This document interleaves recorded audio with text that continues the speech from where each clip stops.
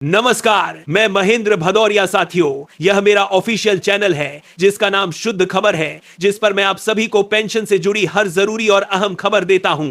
अगर आपने अभी तक हमारे इस चैनल को अभी तक सब्सक्राइब नहीं किया है तो पेंशन से जुड़ी हर जरूरी खबर पाने के लिए अभी इस चैनल को सब्सक्राइब करें। आज आपको ईपीएफओ की उस सच्चाई से रूबरू कराऊंगा जिसे सुनकर आपको वह राज पता चल जाएगा जिसकी वजह से आपकी पेंशन वृद्धि नहीं हो पा रही है। आज आप अगले कुछ समय के लिए अपनी सांसें थाम लीजिए, क्योंकि मैं आज यह वीडियो रात को बना रहा हूं। दोस्तों पास यह वीडियो सुबह पहुंचेगी। तो आज की इस बेहद विशेष और खोज कर लाई हुई इस रिपोर्ट में मैं ईपीएफओ और श्रम मंत्रालय के उस सबसे बड़े काले चक्रव्यूह का पर्दाफाश करने जा रहा हूं जिसे आज तक आपसे छुपाया गया है। दोस्तों, क्या आपने कभी सोचा है कि जिस सबसे बड़े छुपाया गया है पैसे को आपने अपने जीवन के 30-35 साल तक रात दिन पसीना बहाकर अपने पीएफ खातों में जमा कराया था, उसे वापस लेने के नाम पर सरकार और ईपीएफओ के अधिकारी आपके सामने बार बार फंड की कमी का रोना क्यों रोते हैं? क्यों सुप्रीम कोर्ट के बार आदेश देने के बावजूद ईपीएफओ हर दिन एक नया तकनीकी रोड़ा खड़ा कर देता है और सुप्रीम कोर्ट के उस आदेश को लागू नहीं करता है? आज मैं उस कड़वे सच को उजागर करूंगा जो सीधे आपकी पेंशन, आपकी जेब और आपके बुढ़ापे के सहारे से जुड़ा हुआ है। यदि आपको भी लगता है कि आपकी पेंशन वृद्धि की आवाज जानबूझकर दबाई जा रही है तो इस वीडियो को पूरा देखिएगा। आपको एक एक जानकारी इसमें मिलेगी। आज वह सच बताने जा रहा हूं जो आपको किसी भी मीडिया चैनल पर नहीं मिलेगी।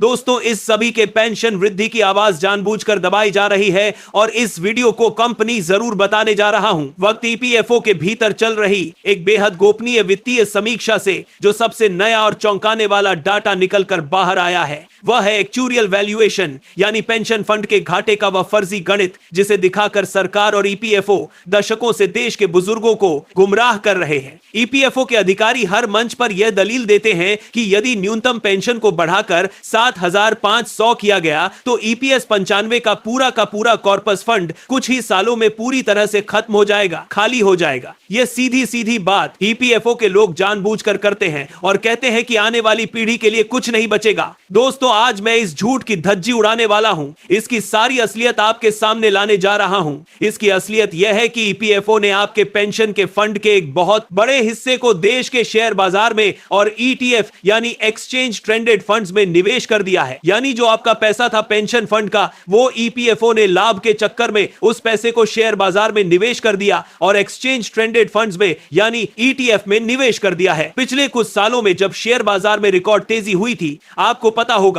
पिछले सालों में जबरदस्त उछाल आया था, शेयर बाजार में तेजी हुई थी, तो उस निवेश से आने वाला मुनाफा और डिविडेंड्स किसकी जेब में जा रहा था? अगर तेजी हुई थी, जब किसकी जेब में जा रहा था? अगर तेजी हुई थी, ये सरकार भी करते हुए दर साल को बना करना चाहता है। ईपीएफओ का निवेश फल फूल रहा है। अगर मुनाफा हर साल अरबों में आ रहा है तो आखिर वो पैसा किसकी जेबों में जा रहा है? इतना फायदा होने के बावजूद देश के उन 78 लाख से ज्यादा बुजुर्गों को हर महीने केवल 1,000 से 1,200 की भीख जैसी पेंशन क्यों दी जा रही है, जिन्होंने इस देश की बुनियादी अर्थव्यवस्था को अपने खून पसीने से सींचा है? दोस्तों, ये सीधा सीधा देखिए, ये सीधा सीधा कॉर्पोरेट लूट का वो मॉडल है जिसे सामाजिक सुरक्षा का नाम देकर कानूनी अमली जामा पहनाकर अपनी जेबें भरी जा रही हैं और दिखावे के लिए एक्चुरियल घाटा बता रहे हैं। यानी कि यह लूट अब सब मिलकर कर रहे हैं। ऐसा नहीं है कि कोई एक व्यक्ति खा रहा हो, ऐसा नहीं है। जो अरबों रुपए का पैसा शेयर बाजार से और ईटीएफ से आ रहा है और जो पैसे का ब्याज आ रहा है, वह पैसा कहां जा रहा है? अगर बार बार ईपीएफओ घाटे का रोना रोता है तो वह पैसा कहां जा रहा है? दोस्तों, यह सच्चाई सामने निकल कर आई है क्योंकि एक्चुरियल वैल्यूएशन ईपीएफओ की कराई जा रही है सरकार द्वारा, तो ये सब चीजें सामने निकल कर आ रही हैं। बात करते हैं उस सबसे ताजा अपडेट की जिसने इस पूरे आंदोलन की दशा और दिशा ही बदल कर रख दी है। इस वक्त देश के भीतर ओपीएस को लेकर एक बहुत बड़ी बहस चल रही है, यानी ओल्ड पेंशन स्कीम को लेकर एक जबरदस्त बहस चल रही है। तो दूसरी तरफ 8वें वेतन आयोग के बारे में चर्चाएं चल रही हैं कि कितनी पेंशन बढ़ेगी, कितनी सैलरी बढ़ेगी, यानी 8वें वेतन आयोग को लागू होने की बात चल रही है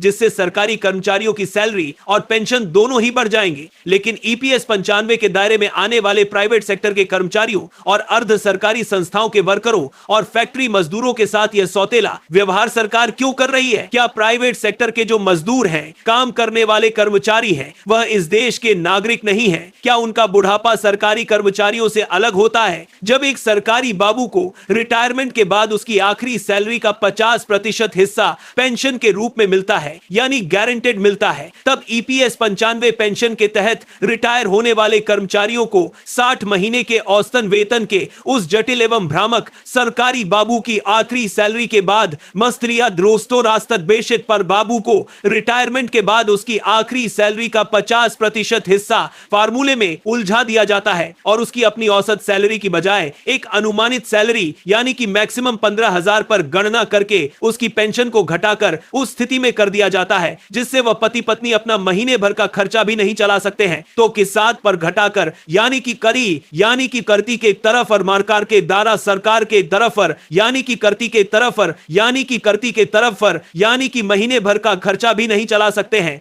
यह सरकार की दोहरी नीति क्यों है? आज देश के कई अर्थशास्त्री और श्रमिक संगठनों ने सरकार को एक बिल्कुल नया और क्रांतिकारी सुझाव भेजा है। इस सुझाव के अनुसार ईपीएस 95 की इस पूरी सड़ी गली व्यवस्था को तुरंत खत्म करके इसे सीधे national social security guarantee NSSG के अंतर्गत लाया जाना चाहिए। इसके तहत यह नियम बनाया जाए कि देश का कोई भी नागरिक, चाहे वह सरकारी नौकरी में रहा हो या प्राइवेट में, रिटायरमेंट के बाद उसे देश की वर्तमान महंगाई दर के सूचकांक के आधार पर न्यूनतम जीवन यापन भत्ता मिलना ही चाहिए। चाहे उसे पेंशन बोल दीजिए, चाहे उसे जीवन यापन भत्ता बोल दीजिए, वह मिलना ही चाहिए जो किसी भी हालत में 10,000 से कम ना हो। इधर ग्राउंड रिपोर्ट के मुताबिक ईपीएफओ के दफ्तरों में हड़कंप मचा हुआ है क्योंकि राष्ट्रीय संघर्ष समिति और अन्य श्रमिक संगठनों ने अब आर पार की लड़ाई का मन बना लिया है और सरकार को नोटिफिकेशन भेज दिया है। अब तक पेंशन भोगी केवल शांतिपूर्ण प्रदर्शन और धरने करते आ रहे थे, लेकिन अब रणनीति बदल चुकी है। देश भर के प्रमुख औद्योगिक क्षेत्रों जैसे मुंबई, पुणे, अहमदाबाद, कानपुर और कोयंबटूर आदि के लाखों मजदूरों ने ईपीएस 95 पेंशन भोगियों के समर्थन में एक गुप्त हड़ताल और टूल डाउन आंदोलन की रूपरेखा तैयार कर ली है। इसका मतलब यह है कि अगर सरकार ने जल्दी ही कोई पेंशन वृद्धि में कदम नहीं उठाया तो ईपीएस 95 के समर्थन में मजदूर यानी सभी कर्मचारी सड़कों पर उतर सकते हैं या टूल डाउन हड़ताल कर सकते हैं। तो दोस्तों, ये सारी की सारी बातें और सच्चाई मैंने जो आपके सामने बताई है, ये अभी तक आपको कोई भी यूट्यूब चैनल या कोई भी मीडिया चैनल आपको नहीं बताएगा। ये अंदर की सच्चाई दो देखते हुए देख रहे हैं, ये कौन से करते हुए देख रहे हैं, ये अंदर की सच्चाई देख रहे हैं, ये अंदर की सच्चाई देख रहे हैं, ये अंदर की सच्चाई देख रहे हैं, ये अंदर की सच्चाई देख रहे हैं, ये अंदर की सच्चाई देख रहे हैं, ये अंदर की सच्चाई देख रहे हैं, ये अंदर की सच्चाई देख रहे हैं, ये अंदर की सच्चाई देख रहे हैं, ये अंदर की सच्चाई देख रहे हैं, ये अंदर की सच्चाई देख रहे हैं, ये अंदर की सच्चाई देख रहे हैं, ये अंदर की सच्चाई देख रहे हैं, ये अंदर की सच्चाई देख रहे हैं, ये अंदर की सच्चाई देख रहे हैं, ये अंदर की सच्चाई बात निकाल कर लेकर आया हूं कि जो पैसा था आपका वो इन्होंने कहां कहां लगाया है और उसका जो पैसा आता है, मुनाफा आता है, वो कहां जा रहा है, ये सारी बातें आपको कोई नहीं बताएगा। तो मिलते हैं अगले वीडियो में, कोई ऐसी और भी खबर मिलेगी तो मैं आपके साथ अवश्य साझा करूंगा। तब तक के लिए नमस्कार, जय हिंद।